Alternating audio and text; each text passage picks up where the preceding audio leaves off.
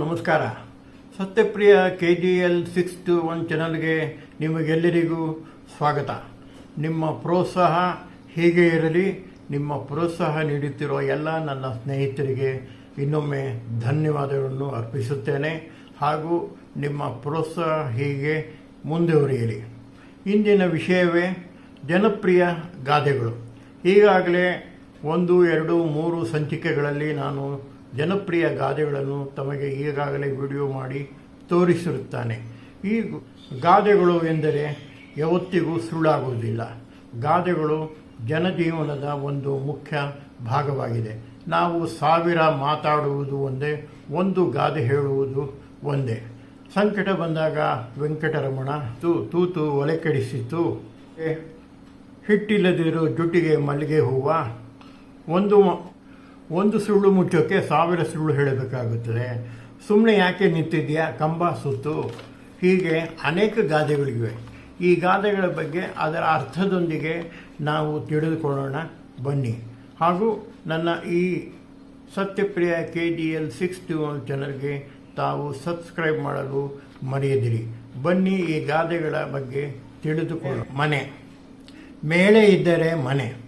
ಹೌದು, ನೀರು ಎಲ್ಲರಿಗೂ ಅವಶ್ಯಕವೇ. ನೀರು ಇಲ್ಲದೆ ಹೋದರೆ ಮನುಷ್ಯ ಬದುಕಲಾರ. ಅದೇ ರೀತಿ ಮಹಿಳೆ ಅಂದರೆ ಮನೆಯಲ್ಲಿ ಮಹಿಳೆ ಇದ್ದರೇ ಮನೆ ಅನ್ನಿಸಿಕೊಳ್ಳುವುದು.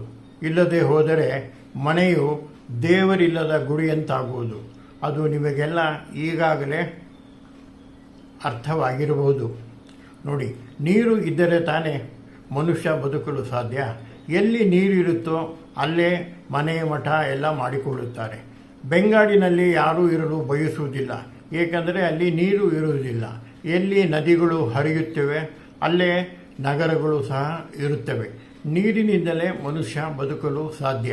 ಸಕಲ ಜೀವರಾಶಿಗಳಿಗೂ ನೀರು ಎಷ್ಟು ಮುಖ್ಯವೋ ಅದೇ ರೀತಿ ಒಂದು ಮನೆಗೆ ಮಹಿಳೆ ಗೃಹಲಕ್ಷ್ಮಿಯೂ ಅಷ್ಟೇ ಮುಖ್ಯ. ಅದೇ ರೀತಿ ನಾವು ಈ ಗಾದೆಯನ್ನು ಹೇಳಬಹುದು. ನೀರಿಲ್ಲದಿದ್ದರೆ ಊರಿಲ್ಲ, ಮಹಿಳೆ ಇಲ್ಲದಿದ್ದರೆ ಮನೆ ಇಲ್ಲ. ಮನೆಯಲ್ಲಿ ಮಹಿಳೆ ಅಂದರೆ ಗೃಹಲಕ್ಷ್ಮಿ ಇದ್ದರೆ ಎಲ್ಲವನ್ನೂ ನೋಡಿಕೊಳ್ಳುತ್ತಾಳೆ. ತಂದೆ ತಾಯಿ ಮಕ್ಕಳಿಗೆ ಮೊಮ್ಮಕ್ಕಳಿಗೆ ಎಲ್ಲರಿಗೂ ಮಹಿಳೆಯೇ ಮುಖ್ಯ. ಮಹಿಳೆಯಿಂದಲೇ ಲೋಕ. ಯಾವ ರೀತಿ ತಾಯಿಯಾಗಿ ಹೆಂಡತಿಯಾಗಿ ಅಜ್ಜಿಯಾಗಿ ಇರುತ್ತಾಳೋ ಅದೇ ರೀತಿ ಮಹಿಳೆಯು ಮನೆಗೆ ಮುಖ್ಯ, ನೀರು ಎಲ್ಲರಿಗೂ ಮುಖ್ಯ. ಈ ಗಾದೆಯ ಅರ್ಥ. ಒಂದು ಸುಳ್ಳು ಮುಚ್ಚೋಕೆ 1000 ಸುಳ್ಳು ಹೇಳಬೇಕಾಗುತ್ತೆ. ಹೌದು, ಸುಳ್ಳು ಯಾವತ್ತಿಗೂ ಸತ್ಯವಾಗುವುದಿಲ್ಲ. 1000 ಸಾರಿ ನೀವು ಸುಳ್ಳು ಹೇಳಿದರೂ ಅದು ಸತ್ಯವಾಗುವುದಿಲ್ಲ. ಸುಳ್ಳು ಹೇಳುವ ಮನುಷ್ಯನಿಗೆ ಯಾರೂ ನಂಬುವುದಿಲ್ಲ. ಸುಮ್ಮನೆ ಇಲ್ಲ ಸಲ್ಲದ ಸುಳ್ಳು ಹೇಳಿದರೂ ಅದು ಸುಳ್ಳು ಎಂದು ಗೊತ್ತಾದಾಗ ಜನರಿಗೆ ನೋಡಿ ನಗುತ್ತಾರೆ. ಅದೇ ರೀತಿ ಸುಳ್ಳು ಯಾವತ್ತಿಗೂ ಸತ್ಯವಾಗುವುದಿಲ್ಲ. ಆದುದರಿಂದ ಸುಳ್ಳು ಹೇಳಿ ಬದುಕುವುದು ಅದು ಬದುಕಲ್ಲ. ಸತ್ಯವನ್ನೇ ಹೇಳಿ, ಕಷ್ಟವಾದರೂ ಸಹ ಸತ್ಯವನ್ನೇ ಹೇಳಿ ಸತ್ಯ ಮಾರ್ಗದಲ್ಲೇ ನಡೆದರೆ ನಮ್ಮ ಜೀವನವು ಹಾಗೂ ನಮ್ಮ ಮಕ್ಕಳಿಗೂ ಬಂದಾಗ ವೆಂಕಟರಮಣ. ಹೌದು, ಕಷ್ಟ ಬಂದಾಗಲೇ ಎಲ್ಲರೂ ದೇವರನ್ನು ಹೆಚ್ಚಾಗಿ ನೆನೆಯುವುದು. ಹಾಗೂ ಶ್ರೀಮಂತಿಕೆ ಇದ್ದಾಗ ಸಂತೋಷವಾಗಿ ದೇವರನ್ನೇ ಎಷ್ಟೋ ಜನ ಮರೆಯುತ್ತಾರೆ. ಅವನು ಮೋದು ಮಸ್ತಿ ಮಾಡುತ್ತಾ ಎಲ್ಲರನ್ನೂ ನಗಿಸುತ್ತಾ ಸಂತೋಷವಾಗಿ ದೇವರು ಇರುವುದನ್ನೇ ಮರೆತು ಬಿಟ್ಟು ಸಂತೋಷವಾಗಿ ಇರುತ್ತಾನೆ. ಯಾವಾಗ ಕಷ್ಟಕಾಲ ಬರುತ್ತೋ ಆಗ ದೇವರು ಜ್ಞಾಪಕ ಬರುತ್ತೆ. ಆ ದೇವರು ಜ್ಞಾಪಕ ಬಂದಾಗ ಅವರಲ್ಲಿ ಪರಿಪರಿಯಾಗಿ ಬೇಡಿಕೊಳ್ಳುತ್ತಾನೆ, ನನಗೆ ಕಷ್ಟ ನಿವಾರಣೆ ಮಾಡಪ್ಪ ದೇವರೇ ಎಂದು ಎಲ್ಲ ದೇವರಿಗೂ ಹರಕೆ ಹೊತ್ತುತ್ತಾನೆ. ಇದೇ ರೀತಿ ಈ ಗಾದೆ ಅರ್ಥ. ಸಂಕಟ ಬಂದಾಗ ವೆಂಕಟರಮಣ ಅಂದರೆ ನಮಗೆ ತೊಂದರೆ ಆದಾಗ ಸಂಕಟ ಆದಾಗ ಮಾತ್ರ ನಾವು ದೇವರನ್ನು ಹೆಚ್ಚಾಗಿ ನೆನೆಸಿಕೊಳ್ಳುತ್ತೇವೆ. ಹಾಗೆ ಮಾಡಬಾರದು. ನಾವು ಪ್ರತಿದಿನವೂ ದೇವರನ್ನು ನೆನೆಸಿಕೊಳ್ಳಬೇಕು. ಕಷ್ಟವಿರಲಿ ಸುಖವಿರಲಿ ದೇವರ ಧ್ಯಾನವನ್ನು ಮಾಡಬೇಕು. ಆ ಕಷ್ಟವನ್ನು ಸುಖವನ್ನು ಎಲ್ಲವನ್ನೂ ಕೊಡುವನು ಆ ದೇವರೇ. ಆದ್ದರಿಂದ ಬರೀ ಕಷ್ಟದಲ್ಲಿ ಮಾತ್ರ ದೇವರನ್ನು ನೆನೆಸದೆ ಪ್ರತಿದಿನವೂ ನಾವು ಆ ದೇವರಲ್ಲಿ ನಂಬಿಕೆ ಇಡಬೇಕು. ಅದೇ ಈ ಗಾದೆಯ ಅರ್ಥ. ಸಂಕಟ ಬಂದಾಗ ವೆಂಕಟ. ಇದೊಂದು ಸುಂದರವಾದ ಗಾದೆ. ಎಲ್ಲರಿಗೂ ಅರ್ಥವಾಗುವ ಈ ಗಾದೆ, ಹೊಟ್ಟೆಗೆ ಹಿಟ್ಟಿಲ್ಲದಿದ್ದರೂ ಜುಟ್ಟಿಗೆ ಮಲ್ಲಿಗೆ ಹೂವು. ಹೌದು, ಕೆಲವರು ಅವರಿಗೆ ಬೇಕಾಗಿರೋ ಅವಶ್ಯವಾದ ಪದಾರ್ಥಗಳೇ ಅವರಲ್ಲಿ ಇರುವುದಿಲ್ಲ. ಸ್ವಲ್ಪ ಕಡಿಮೆ ಅವರಿಗೆ ದುಡ್ಡಿರುತ್ತೆ, ಆದರೂ ಅವರು ತೋರಿಕೆ ಜಾಸ್ತಿ ಇರುತ್ತೆ. ಅವರಲ್ಲಿ 100 ರೂಪಾಯಿ ಇದ್ದರೆ ಅವರು 1000 ರೂಪಾಯಿ ಮಾತಾಡುತ್ತಾರೆ. ಅವರಲ್ಲಿ 10,000 ಇದ್ದರೆ 10 ಲಕ್ಷದ ಮಾತಾಡುತ್ತಾರೆ. ಆದರೆ ಅವರಿಗೆ ತೊಂದರೆ ಇದ್ದೇ ಇರುತ್ತೆ. ಅಂದರೆ ಹೊಟ್ಟೆಗೆ ಹಿಟ್ಟಿರಲಿಲ್ಲ ಅಂದರೆ ಅರ್ಥ ಅವರಿಗೆ ಬಾಳಲು ಎಷ್ಟು ಬೇಕು ಅಷ್ಟು ದುಡ್ಡು ಅವರಲ್ಲಿ ಇರುವುದಿಲ್ಲ. ಆದರೂ ಅವರು ತೋರಿಕೆ ಹೆಚ್ಚು ಮಾಡುತ್ತಾರೆ. ಹೆಚ್ಚು ಬೆಲೆ ಬಾಳುವ ಬಟ್ಟೆಗಳನ್ನು ಹಾಕಿಕೊಳ್ಳುವುದು, ಹೆಚ್ಚು ದುಡ್ಡು ಬರುವ ವಾಹನಗಳನ್ನು ಓಡಿಸುವುದು, ಇದೆಲ್ಲ ತೋರಿಕೆ. ಇದರ ಅರ್ಥ ಏನೆಂದರೆ ಜುಟ್ಟಿಗೆ ಮಲ್ಲಿಗೆ ಹೂವು. ಅಂದರೆ ಹಳೆ ಕಾಲದಲ್ಲಿ ಜುಟ್ಟಿಗೆ ಮಲ್ಲಿಗೆ ಹೂವನ್ನು ಕಟ್ಟಿಕೊಳ್ಳುತ್ತಿದ್ದರು. ಆದರೆ ಈಗ ಯಾರೂ ಕಟ್ಟಿಕೊಳ್ಳುವುದಿಲ್ಲ. ಅಂದರೆ ತೋರಿಕೆ ಮಾಡುತ್ತಾರೆ. ನಾನು ಶ್ರೀಮಂತ, ನೋಡಿ ನನ್ನಲ್ಲಿ ಎಷ್ಟು ಹಣ ಇದೆ ಎಂದು ತೋರಿಕೊಳ್ಳುತ್ತಾರೆ. ಅವರಿಗೆ ಅವಶ್ಯವಾಗಿರುವ ಹಣವೇ ಅವರಲ್ಲಿ ಇರುವುದಿಲ್ಲ. ಆದರೂ ಅವರು ಜಂಬದಿಂದ ಜನರ ಮುಂದೆ ಶೋಕಿ ಲಾಲನಾಗಿ ಓಡಾಡುತ್ತಾರೆ. ಅವರಿಗೆ ಈ ಗಾದೆ ಅನ್ವಯವಾಗುತ್ತೆ. ಅಂದರೆ ಹೊಟ್ಟೆಗೆ ಹಿಟ್ಟಿಲ್ಲ ಅಂದರೆ ಅವರಿಗೆ ಅವಶ್ಯವಾಗಿರುವ ಹಣದ ಕೊರತೆ ಇರುತ್ತೆ. ಆದರೂ ಅವರು ತೋರಿಕೆಗೆ ಎಲ್ಲ ಜನರ ಮುಂದೆ ಇಂತಹ ಒಂದು ತೋರಿಕೆಯನ್ನು ತೋರಿಸಿಕೊಳ್ಳುತ್ತಾರೆ. ನನ್ನಲ್ಲಿ ಹೆಚ್ಚು ಹಣ ಇದೆ ಎಂದು ತೋರಿಸಿಕೊಳ್ಳುವುದಕ್ಕೆ ಈ ಗಾದೆ ಹೇಳುತ್ತಾರೆ. ಹೊಟ್ಟೆಗೆ ಹಿಟ್ಟಿಲ್ಲದಿದ್ದರೂ ಇವನಿಗೆ ಜುಟ್ಟಿಗೆ ಮಲ್ಲಿಗೆ ಹೂವು ಬೇಕು ಎಂದು ನಗುತ್ತಾ ಹೇಳುತ್ತಾರೆ. ಅದೇ ಈ ಗಾದೆಯ ಅರ್ಥ.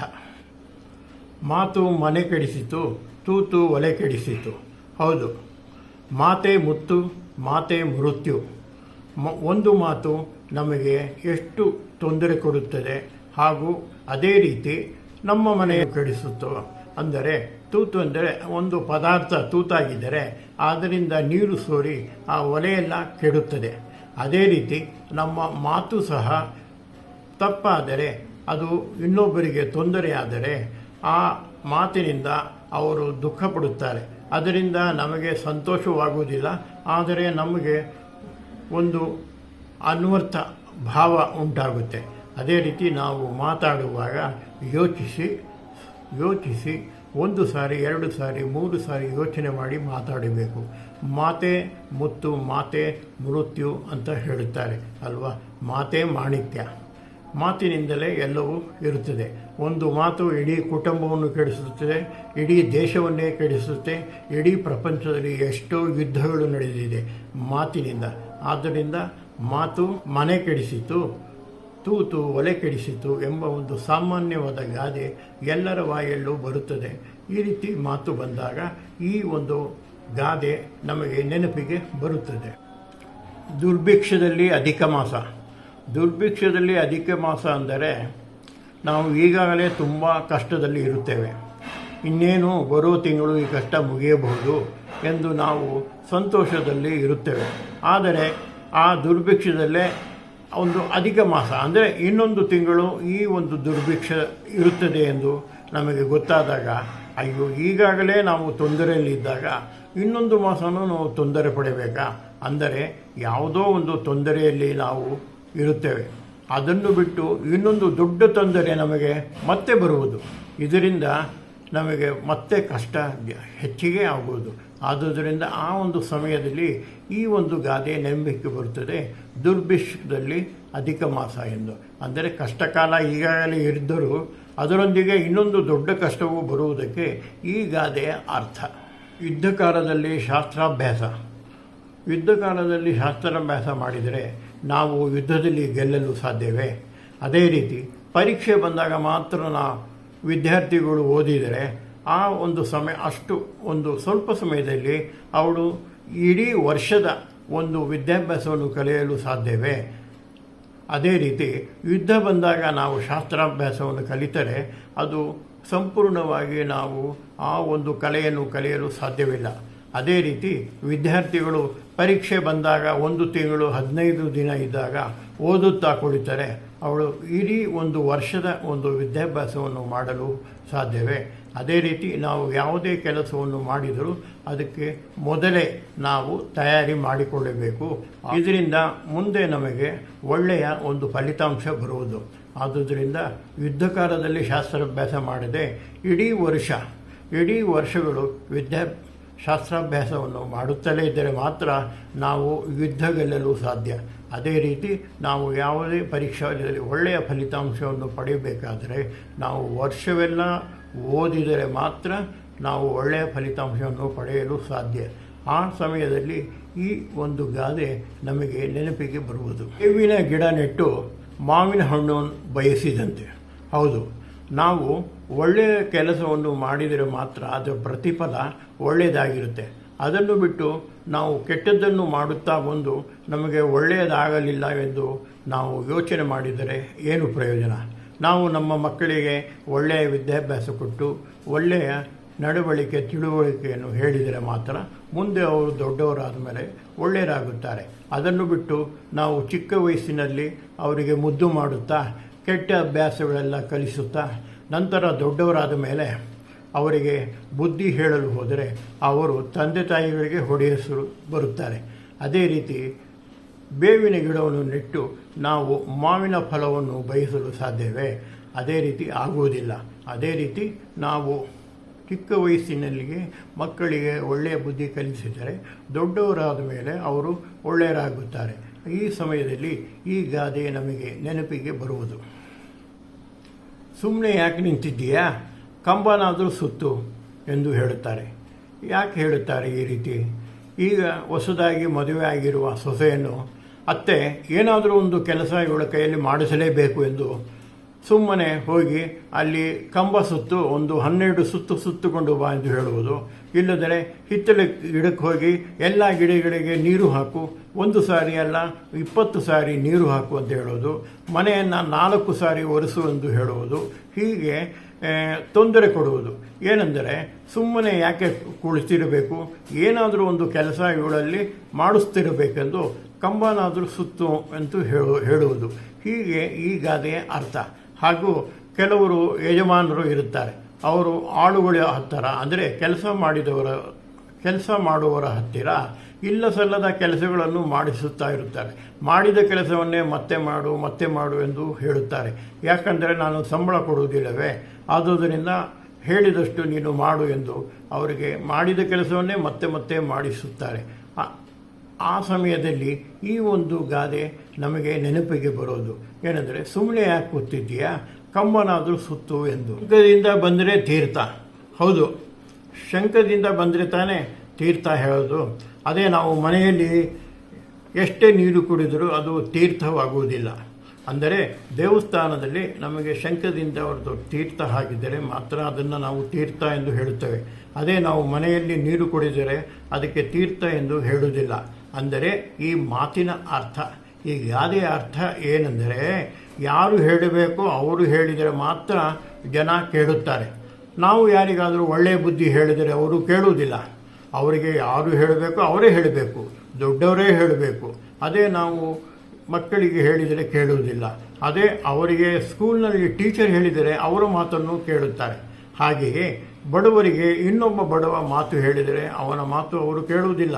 ಅದೇ ಶ್ರೀಮಂತರು ಅವರ ಯಜಮಾನ ಆ ಮಾತು ಹೇಳಿದರೆ ಅವರು ಆ ಮಾತನ್ನು ಕೇಳುತ್ತಾರೆ.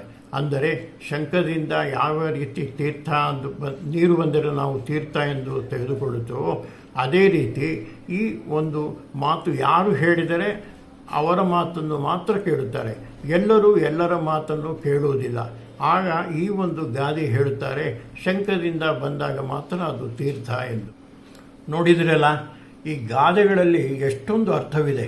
ಈ ಗಾದವನ್ನು ಅರ್ಥ ಮಾಡಿಕೊಂಡು ಬದುಕಿದರೆ ಮನುಷ್ಯ ತುಂಬ ಸುಖವಾಗಿ ಯಾವುದೇ ಚಿಂತೆ ಇಲ್ಲದೆ ಚೆನ್ನಾಗಿ ತಮ್ಮ ಬಾಳನ್ನು ಬದುಕಬಹುದು. ಆದರೆ ಕೇಳಬೇಕಲ್ಲ, ಒಳ್ಳೆಯ ಮಾತನ್ನು ಯಾರೂ ಹೆಚ್ಚಾಗಿ ಕೇಳುವುದಿಲ್ಲ. ಆದರೂ ಈ ಗಾದೆ ಮಾತು ನಮ್ಮ ಹಿರಿಯರು ಮಾಡಿರುವಂತಹ ಈ ಗಾದೆ ಮಾತುಗಳಲ್ಲಿ ಎಷ್ಟೊಂದು ಅರ್ಥವಿದೆ.